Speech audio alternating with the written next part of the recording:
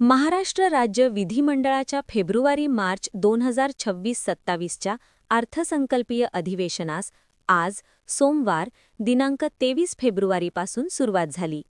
अमरावतीच्या आमदार सौ सुलभाताई संजय खोडके तसेच विधान परिषद सदस्य आमदार संजय खोडके हे अधिवेशनाच्या कामकाजात सहभागी झाले आहेत. विधानसभेचे कामकाज सुरू होण्यापूर्वी उपमुख्यमंत्री सुनेत्रा वाहिनी अजित पवार यांच्या विधिमंडळ प्रवेशावेळी आमदार सौ सुलभाताई खोडके व आमदार संजय खोडके यांनी त्यांचे स्वागत करून आगामी अधिवेशनासाठी शुभेच्छा दिल्या. यावेळी आमदार संजय खोडके यांनी दिवंगत उपमुख्यमंत्री अजितदादा पवार यांच्या अनुपस्थितीबद्दल दुःख व्यक्त केले. दादा सभागृहात नसल्याची खंत आहे, मात्र उपमुख्यमंत्री सुनेत्रा वाहिनी पवार दादांची उणीव भरून काढत त्यांना अभिप्रेत असलेले निर्णय घेतील असा विश्वास त्यांनी व्यक्त केला. आमदार सौ सुलभाताई खोडके म्हणाल्या की दिवंगत अजितदादा पवार यांनी 11 वेळा राज्याचा अर्थसंकल्प मांडला होता.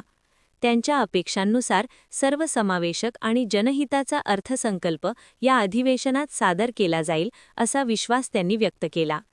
उपमुख्यमंत्री सुनेत्रा वाहिनी पवार या राज्य उत्पादन शुल्क, क्रीडा व युवक कल्याण तसेच अल्पसंख्याक व औकाफ विभागाच्या मंत्री असून त्यांनी अल्पावधीत शासन व पक्षाची धुरा समर्थपणे सांभाळली असल्याचेही त्यांनी नमूद केले. अधिवेशनाच्या पहिल्या दिवशी विधानसभेचे अध्यक्ष ॲडव्होकेट राहुल नार्वेकर यांनी शोक प्रस्ताव मांडला. त्यानंतर मुख्यमंत्री देवेंद्र फडणवीस यांनी दिवंगत उपमुख्यमंत्री अजितदादा पवार यांच्या स्मृतिप्रित्यर्थ शोक प्रस्तावाचे वाचन केले.